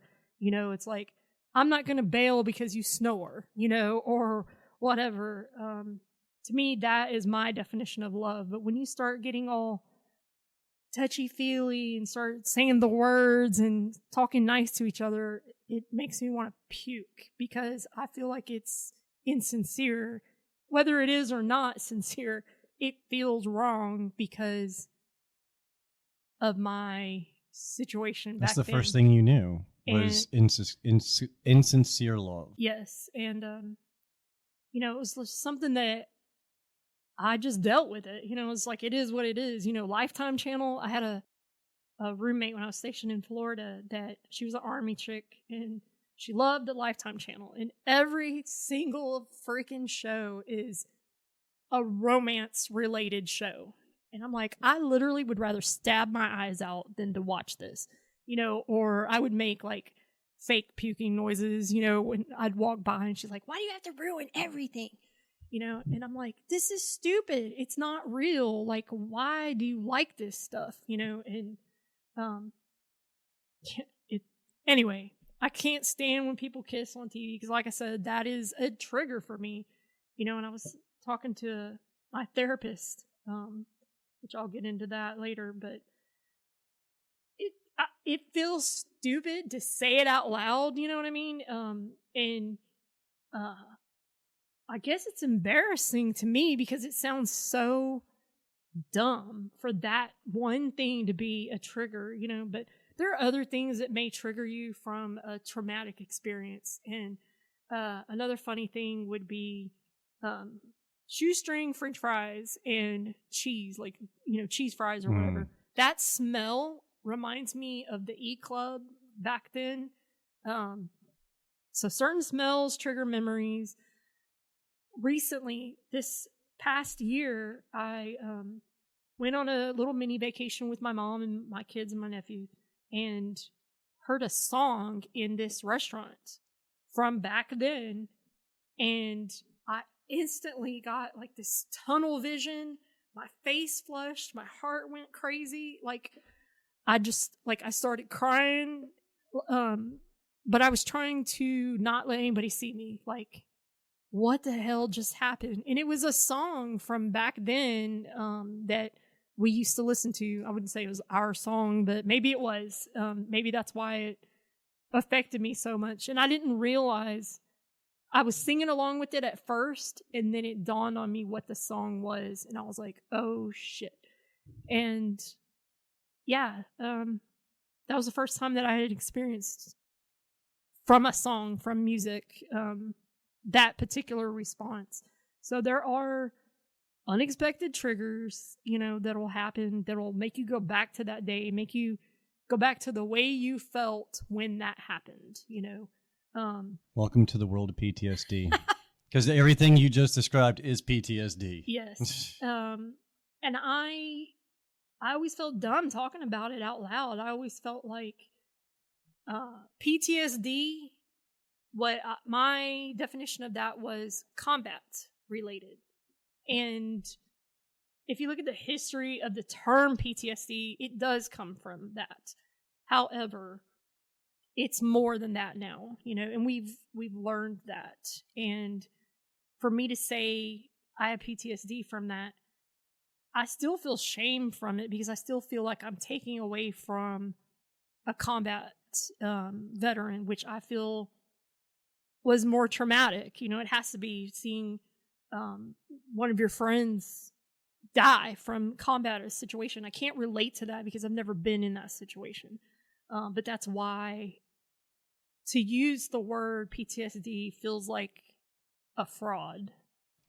We've had this discussion before on the show that, it does originate from combat and everything, but we have to start looking at it on a sliding scale. Because, I think that combat PTSD needs to be labeled combat PTSD in its own category. Mm-hmm. Because I understand people can get PTSD from car wrecks. You can get PTSD from being kicked off a fucking horse. Yeah. It all matters differently. But even look at military sexual trauma. That wasn't really necessarily a commonly used phrase like PTSD until just recently. Yes. And even back during your time, it was either basically rape or assault, mm-hmm. and if it deals with sex, it's more rape than assault. And so I think it coming down to the fact that now we can actually say that some people, for their reasons, for certain specific aspects, have military sexual trauma, post-traumatic stress disorder. Yeah. So I mean, I don't want people to ever think that it's only a combat thing. I hate that. I just know it needs to be a different word. Mm-hmm. It needs to be a different designation, and we have to treat all PTSD on a variable scale. Yes, and I've learned that recently, especially with getting involved with the VA. Again, that was another misconception I had for years and years and years. I always thought that was for old combat vets, or homeless people or people that can't afford insurance, It wasn't for me. And I used to call myself a nothing veteran because I didn't retire. I only did 11 years and I wasn't disabled. I was a veteran, but I'm just a veteran. That's how I used to see it. And better than being just a civilian. Yeah. You never signed up. And I never held what happened to me against the Navy, because it wasn't the Navy's fault. I am proud to be a veteran, and that is a humongous part of my identity. And that's one of the first things that I always say, like, when you tell me a little bit about yourself, that's one of the first things I always say. I'm a Navy veteran because I'm proud to be a veteran regardless of what happened to me, because I did have great times. I got to see so many different places, I got to experience things I never would have experienced here in Polk County, Texas, little bitty rinky-dink town that I graduated from. That's, I think, the biggest reason I joined the military in the first place, was to get away from that small town mentality, and look where I wound up, living right back in Polk County. I did the same thing. But I'm glad to be there now, whereas I made a blood pact when I left that there's no way in hell I'd ever live there again. And I can't imagine being anywhere else because it's close to my family. but I went long periods of time before I would come home on leave, because it just wasn't important to me, because high school sucked for me as far as that social structure. And being in the military changed my entire social dynamic, to where certain commands, I was one of the popular people. That had never happened to me in my life, and you could have somebody that was practically homeless and somebody that was silver spoon up their ass, and they'll be best friends who they never would have hung out, met, or even spoke to each other outside of the military, because those social dynamics don't mesh together, in rare circumstances, of course. But I'm saying in the military, all of those things are dropped. We are all the same because we're all serving together.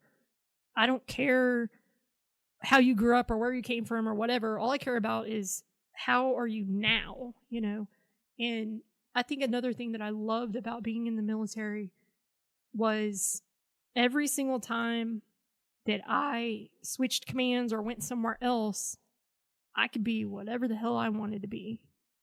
And nobody knew old me, that was a big thing for me after Hawaii, was being able to be somebody else. Gain a new identity. Exactly, because I could not get away from that when I was in Hawaii. Like, that stigma followed me around no matter what. But when I finally got to leave that island and go somewhere else, I could be whatever I wanted to be. And when that started getting a little stale, I'd move on to another command. I could be a whole nother person, So I think that was a big deal for me. And when I got out of the military and I started working in the civilian world, that kind of, I missed that part of it. And I'd only stay at a job 5 years max for the exact same reason, is that I'm tired of this. I want to be somebody else, and I don't know if anyone else experiences that, but I have to move. I'm so used to moving because I was military brat. We moved all the time. Be in the military mood, spouse in military moods. Yeah. If I'm someplace more than 4 years, I get antsy. Yeah. So exactly. And where I work now is the longest I've ever been anywhere. Now, I will say each employer, with the exception of the very first job I got when I got out of the military, I went as high as I could go without a college degree. And it's like, I can't go anywhere else from here. It's time to move on. And I did. But where I am now, I love that job. And probably for the first time since the military, I actually love what I do. And I think it's because I don't have to deal with people, because I'm a reactive person. And I'm not the kind of person you want to put in customer service, because if I'm at the front counter and I think you're a dumbass, you're going to say it. Well, I may not say it, but my face certainly will. Read the caption. Yeah. And, they know that about me. When you're on the phone, you can fake it, but in person you can't. And it's hard because there are a handful of people that just like to be an asshole to be an asshole. And it's really hard not to react to that. And luckily, when I was at my wit's end with that position, to where I didn't know that I could hold my tongue anymore towards an unpleasant person, an opportunity came up to where I could switch departments that did not require me to be on the phone. And that was like probably the number one thing I liked about it, is that I no longer had to be nice. Fake. Be fake, be nice. I'm a nice person, but when you're an asshole to me, you're going to get what you give. And I don't have that fear anymore of, is today going to be the day that I tell somebody off, because I did have an experience where somebody was disconnected. I work for a utility company, and they were disconnected, and instantly they started talking about how much money they made, and I'm sorry, you're too stupid to have a job better than answering telephones. And I'm like, whoa, first of all, don't call me stupid. You don't know me. And it's like of course you're having this internal fight that what you wish you could say. And I just remember literally, I was shaking. I was so pissed about the way that she was talking down to me. Having not known me, never met me or anything, because she was upset of what had happened to her. Oh, yeah, you're going to talk down to me and you make so much money? Well, why didn't you pay your fucking bill?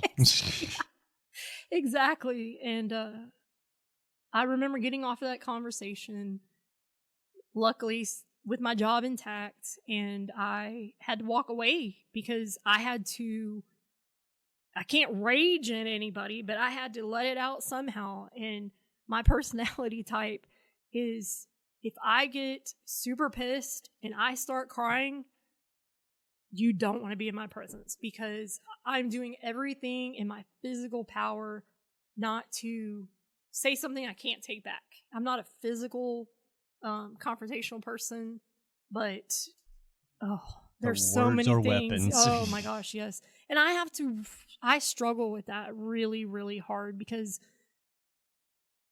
you want to hurt somebody if you've been hurt. And I will say, the way I was raised, my parents raised me to be respectful no matter what. And I was raised religious, Southern Baptist, and that always was something that kept me grounded, to where you don't treat people this way. Even if they treated you that way, you don't do it back to them, because you don't know what their story is. You don't know if they're having a bad day. And it's like, it's really hard to remember that, especially when you have a reactive type of personality. And unfortunately, my kids don't get that filter, and the people that I'm the closest to are the ones that get that unfiltered, shitty me. Sometimes when I get mad, something that I can't say to somebody else in public because I might get arrested or, written up at work or whatever, I hate it. But my kids have seen the crazy, mad, pissed off, like, mom is scary right now, me, and,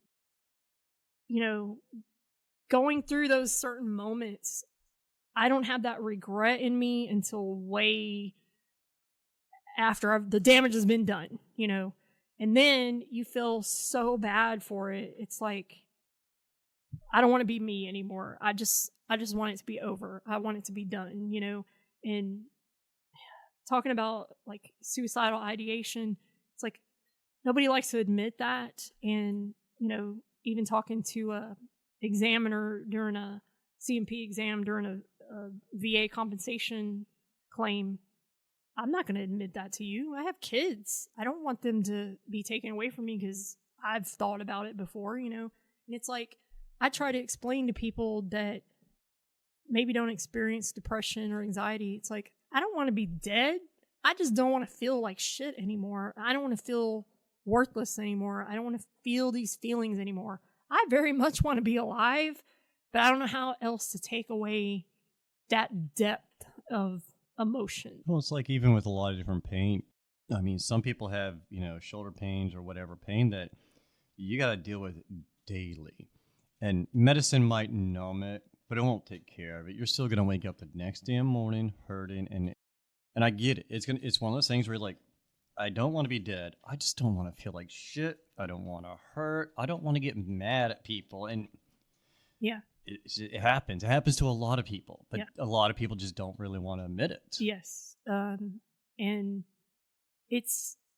I've seen what it does to families. I've seen what it does to the outside world, as when that happens, when somebody does commit suicide. And it's so, if there's anything that I can do to keep that from happening, whether I like you, I don't like you, whether I know you, I don't know you, if I feel like there's something that I personally can do to make you see your worth or to make you see that this is temporary, I'm going to do it, no matter what. And like, I'm a humongous advocate for getting help, mental health help. Nobody likes to talk about those things because it's a weakness, that we don't like to admit out loud to ourselves. And it's not something we should be embarrassed about anymore. We should take care of ourselves mentally.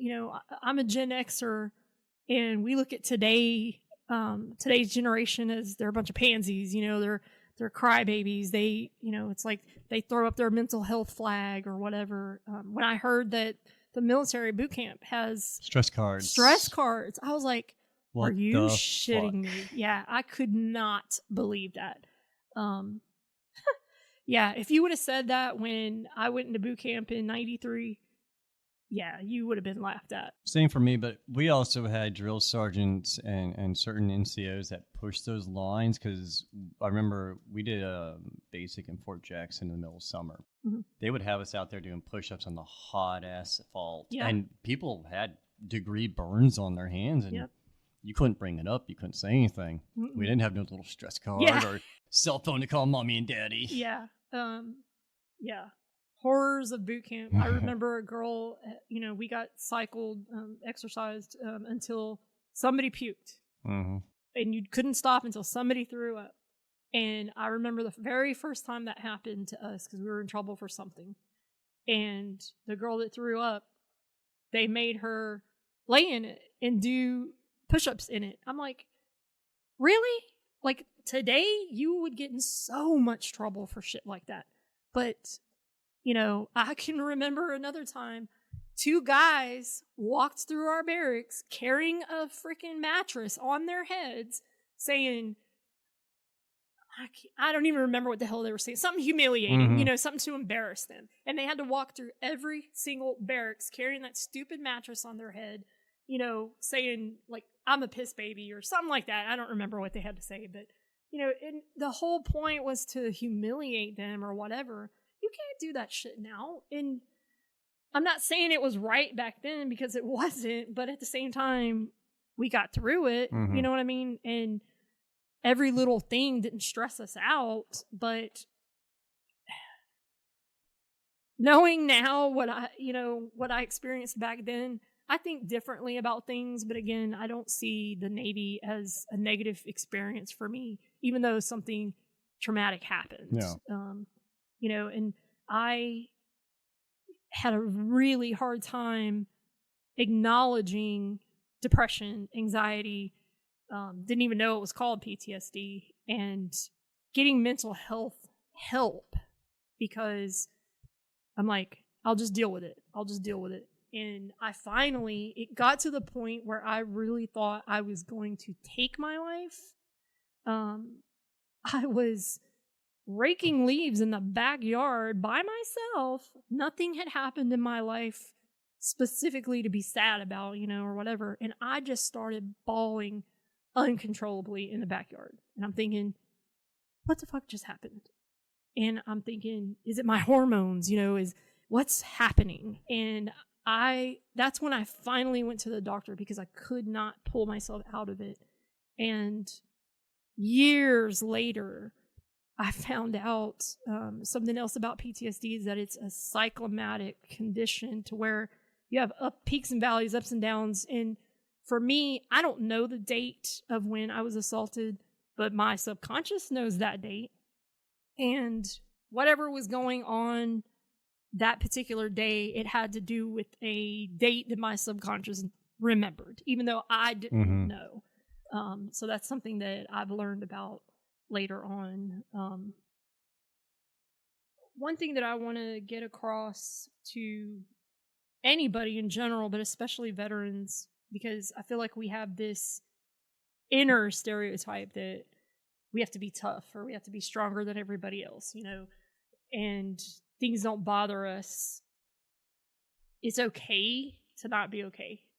And I have very, very close friends that, they went through the veterans, the VA, and they filed for compensation for different conditions, and I always had this negative stereotype that that's just for combat veterans, or that's just for people that don't have insurance, or, and I've always had a job when I got out of the military that had medical insurance. So it's like, I'm taking away from somebody else is how I always saw it. And then whenever I found out that they were granted compensation, I remember, admittedly, I thought negatively of it. I'm like, you're taking away from somebody else. That was always my thought process, is you're taking it away from somebody else that needs it more. And there was no way I was going to put myself in that situation. And I had a coworker that was a guy that was Air Force veteran that I wouldn't say every day, but he had his own journey that he was going through, the VA and just getting medical treatment in general. But then, when the PACT Act was instilled, that was something that I fell under. Looking at my DD-214, I have that Southeast Asia designator on my DD-214, so I'm automatically eligible for VA treatment. Whether I have to pay for it or not is one thing, but I could at least be seen by the VA. And I'm like, okay, well, if I'm going to have to pay for it either way, I may as well just use my civilian doctor and my regular medical insurance. And they were like, you could do that, or you can start the process here. So I'm like, fine. So y'all will shut up and leave me alone about it. I will look into it. And I finally went to a conference. I think they had this big job fair. It was that type of situation. And they had VA representatives to where you could see if you were eligible to do it. And I'd finally made the decision to get help for the MST, because honestly, I had just recently even learned what's MST, and my closest friend, she was like, it's military sexual trauma. And I'm like, that's just a fancy word for rape, and she was like, not all trauma is assault or rape. It could be other things like coercion and, just so many different situations. And I'm like, but I don't have anything in my record that, because I didn't report it, how am I going to be able to file this claim? And my friend who had already gone through the process had a similar situation, her own situation. And she was like, they look at markers in your record. I'm like, okay, what kind of markers? They're like, if you've ever requested to be transferred somewhere else, if you have shown immediate dip in your evaluations when you were like a stellar sailor and then your performance went way down, or if you had a condition afterwards that could be related to depression, anxiety, just witness statements, even like a buddy statement is what they would call it. Just all these different things. And I'm like, I don't have any of that. But the more I started looking into it, the more I realized I do have that stuff. And I found a folder. And the one thing that I remembered being in this folder, and the only thing I remembered, was my statement that I had written to that admiral when I went to that captain's mass. I knew that was in there because I'd read it more than once since I'd been out of the military, but I literally did not remember anything else being in that folder. And whenever I had finally made the decision to do this, I took everything out of this folder and I started looking through it. And there was like a 5-page timeline that was from the very first day that I met that chief until I had gone to the court-martial to testify against him. It was right up until that point. And my jaw just dropped at all this stuff I've forgotten about, and this is my handwriting, my statements, and I literally started reliving all of that stuff. So I am working at a job that I love now, and I'm working with great coworkers. I've got great supervisors. They're so good at making you feel appreciated and valued. I've never worked for anybody that did that, and they treat their employees so well. And I started doing this VA process. And because I'm doing this VA process, it unlocked Pandora's box in my brain. And I started reliving all of these things. And my work performance went to shit. And I started making really big, visible mistakes. And I couldn't explain why. I couldn't defend myself. Like, why did you do this? Better. And I could not explain to them what was happening to me because I didn't understand it myself. And I'm like, I am looking at this computer screen. I know what's supposed to be there. I've done it 100 times, and yet I didn't see what was there in front of me that I wasn't supposed to be doing. I still can't explain what happened. I just know it happened. And it was when I was re-experiencing all these things that had happened to me back in the military time. And my job was beyond gracious to me, and valued me enough to give me a second chance, to give me a third chance. Because these, like I said, they were highly visible mistakes that they would have been well within their rights to get rid of me and fire me. But they didn't, because they saw something in me that I didn't see in myself. And I'll be forever grateful to them for how they handled what was happening to me, even though they didn't know what was happening to me, because I didn't know what was happening. And I go through to this conference. My best friend Roxanne, who was there with me back when all of this happened, she was basically holding my hand and took me up there to this conference, and we filed for VA to see if I was even eligible to be in it. I was, and that was what initiated the process. So that Band-Aid got ripped off finally, and now I am like in it. I'm obsessed. I'm like, okay, we're doing this, so we're going to do it to the best of our ability. We're going to do it with everything that we've got, and I'm going to use any and all resources I have. And I had multiple veterans that had already been through this process. Reddit was a humongous source of information when it came to do's and don'ts. You'll save yourself a lot of headache if you file this and not that, if you word it right or don't word it right.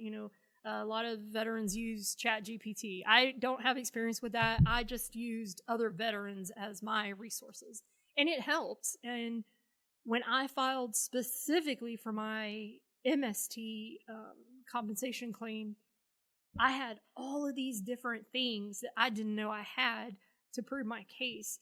And I really think the only reason that I agreed to go through with it is I wanted validation that I want you to acknowledge this happened. We may not have handled it properly, when it happened, but we believe you. And I think that was the bottom line, is I wanted somebody to hear me, and I wanted somebody to believe me and acknowledge, yes, it happened.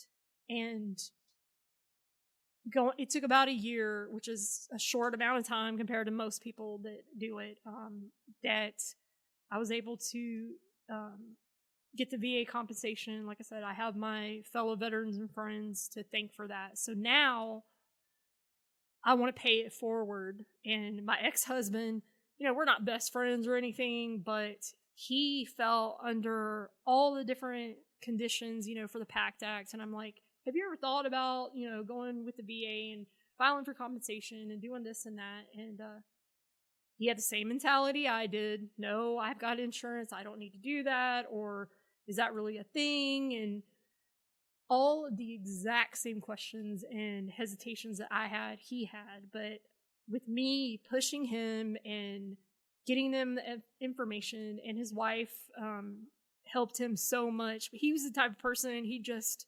accepted it's the way that it is and there's nothing you can do about it. And during his exams, I would tell his wife, you're not allowed to be in the room when they're doing the exam, but I told her, you make sure that he doesn't blow this off. You make sure that he doesn't downplay what's happening to him. And I think that's the biggest thing, is being 100% honest when you're doing those examinations.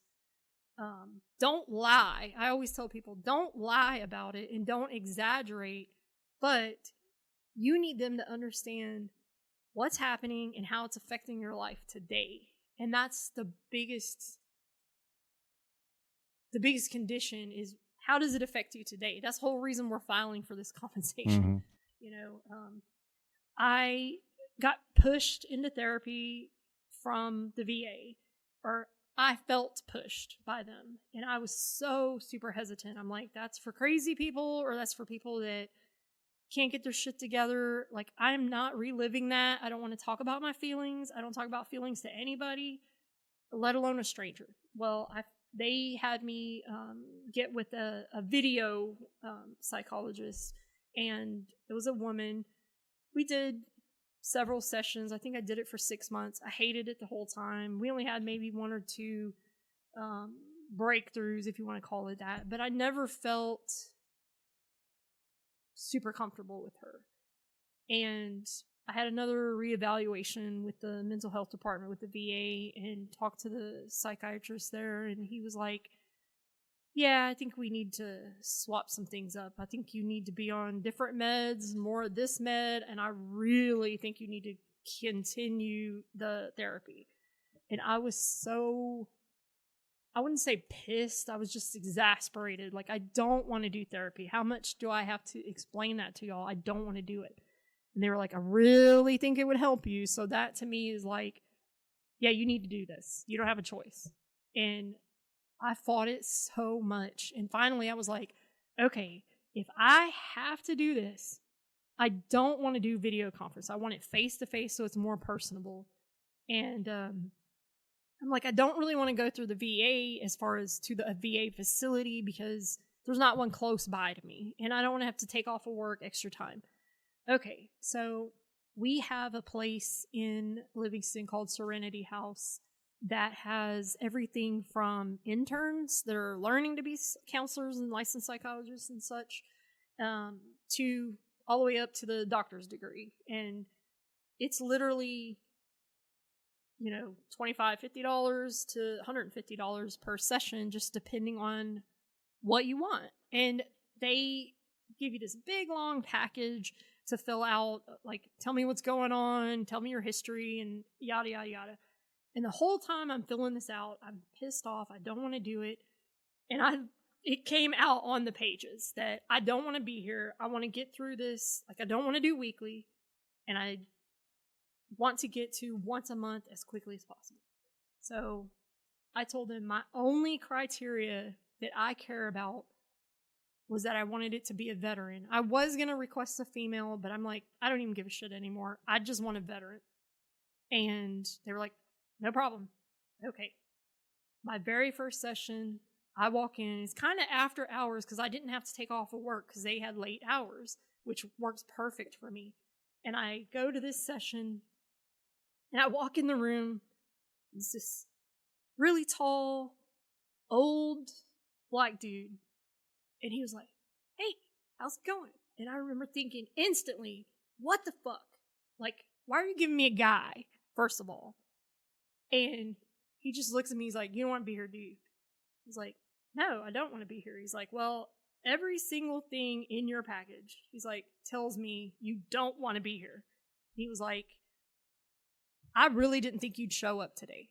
And I was like, I'll be honest with you. I sat in the parking lot for at least 15 minutes convincing myself to come in because I didn't want to be here. He was like, I get it. He's like, let's talk. Okay. He's like, just give me one session. He's like, if you don't want to be, if we don't gel or you don't feel comfortable, don't stay. He's like, I don't want you to be here if you don't want to be here, but I want you to be here if you want to be here. All right, fair enough. And he's like, I have one rule. He's like, I reserve the right to be wrong. Okay. that works for me, and we start talking, and I'm so guarded when I'm talking to him that very first session, and I'm like, okay, genius, explain to me why this one thing is my trigger, that whole kissing thing on, and he was like, well, think about it. He's like, when you're a little kid, like little kid, what is the first thing that you relate to physically as love when you're a child and you don't know anything about sex? Holding hands and kissing. He was like, that's your first human interaction with love, and physical love. And he started breaking it down and going a little bit more into it. And I was like, holy shit. Damn it. I'm like, I've been asking myself this question for 30 plus years because I felt stupid that was the one thing that triggers me every time. And nobody has ever been able to explain it to me. And here we are, session 1. And he, I have that kind of a breakthrough, I guess you could say. And I was like, wow, this guy, okay. He might actually understand. I think I'll come back, and I had to do it, I think, weekly at that point. And I didn't dread it. I didn't hate it like I did the video ones. Just something about it. I just didn't gel with that person. And it happens. It wasn't anything that she did or didn't do. But I think what made all the difference for me was asking for a veteran. Because there's an unspoken thing between veterans that I don't have to explain this shit to you because you understand it. You get it. We could be different branches of the service because he's an Army veteran. I'm Navy. Of course, we got our little Army-Navy rivalry and we poke fun at each other. But I don't feel like I have to censor myself when I talk to him. I don't have to not curse because, he's a superior, he's an authoritative person. You don't have to walk on eggshells. I can be me. And what's the point of going to therapy if you can't be yourself? If you feel like you have to hold something back, you need to find a different therapist. And we shouldn't be ashamed of, I have to see a therapist because it's in the past mostly, and I'm one of those people that used to see people as some kind of weakness or deficiency if you had to go to a therapist. I see a therapist. Oh, why? Did your mommy not hug you enough when you were a kid or whatever? We make fun of it because it's embarrassing, but I'm not embarrassed by it anymore. When I used to be, but now I'll be the biggest advocate for somebody getting that kind of help if you need it. And I don't think therapy is bad for anybody, whether you need to be on medication or not. Personally, I feel like therapy works so much better than medication because personally, if I take medication and it doesn't take away the episodes or the peaks and valleys, why am I taking this medicine? There's no reason. But going to this therapist has helped me so much. And, it got to the point where the VA has that little trial period of, we'll say 6 months that they'll pay for it. Well, that ran out and VA is not quick on redoing their paperwork and reapproving certain things. And I'm like, fuck it. I'm going to pay it out of pocket. I don't care. And I've been going ever since, paying out of my own pocket for it. And it's been probably the one thing that's helped me the most. And he also specifically has several other MST patients, that he'll talk about as far as not them, but behaviors that we have. And he gave me this pamphlet of characteristics of PTSD because it's always been a combat thing in my mind, and when he let me read this paper, there's like 12 characteristics and I had 10 out of the 12. And I'm like, holy shit, and it just has helped me to understand the condition better and not be so judgmental, not only of myself, but of others, that's such a hard thing to overcome, is feeling like there's something wrong with you, and one thing that he told me during a therapy session once was, you are not unique. And what he meant by that is, you are not the only one that experiences these things. I'm like, I feel like I'm a totally fucked up person for no reason. He's like, but you have a reason, and one of the most profound things that he said to me that I gave him hell for later was right when we were ending a session and I'm getting up off the couch to walk out the door. He was like, I want you to think about something before our next session. I'm like, okay. He's like, do you forgive them for what they did? And I'm like, what? He's like, I want you to think about that.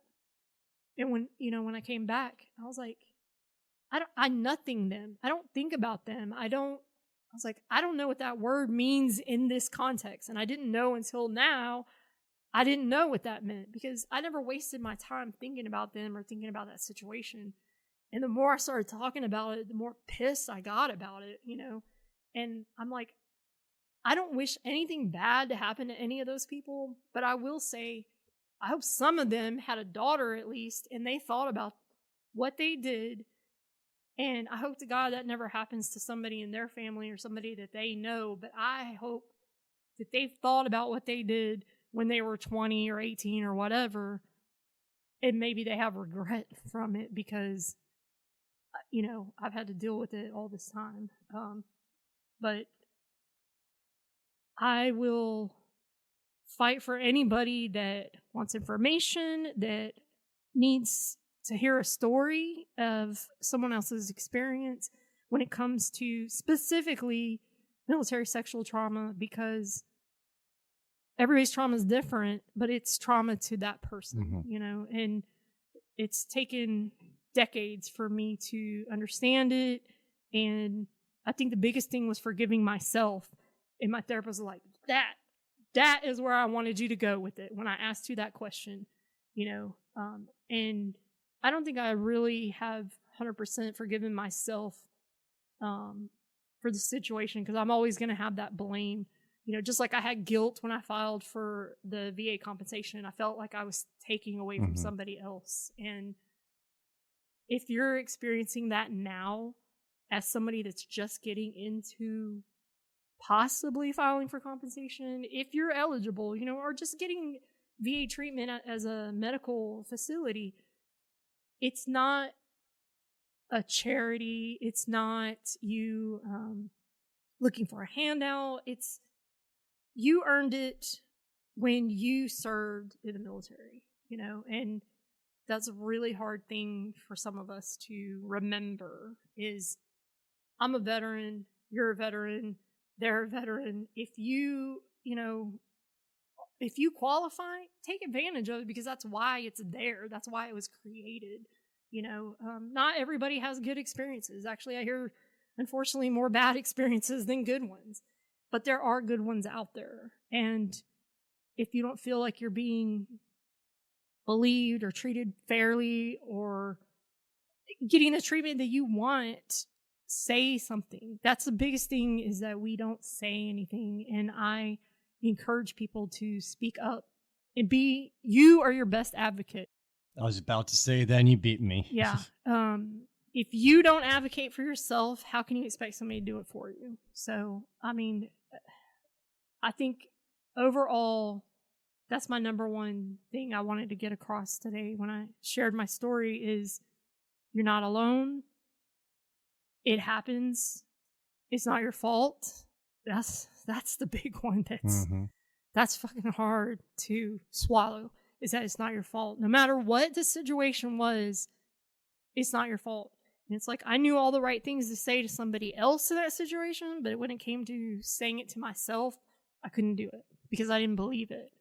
And I feel like if I share my story, that's going to help somebody else to take that first step, which is the hardest one. It's almost impossible for some of us, but once you take that first step, the rest of them are easy. You may stumble, you may struggle, you're gonna have to relive it to get over it. But if you don't, you're never gonna get over it. You're never gonna get better. You're never going to be able to function afterwards. It's going to slowly eat you from the inside out. It does. And hiding it and locking it away doesn't do anybody any good, because you think it's doing you good, but it'll come out when you least expect it, and it will rock your world, And I personally will support anybody. I'll give you the information. If I need to go in there with you, I'll do it, because that's how strongly I feel about it.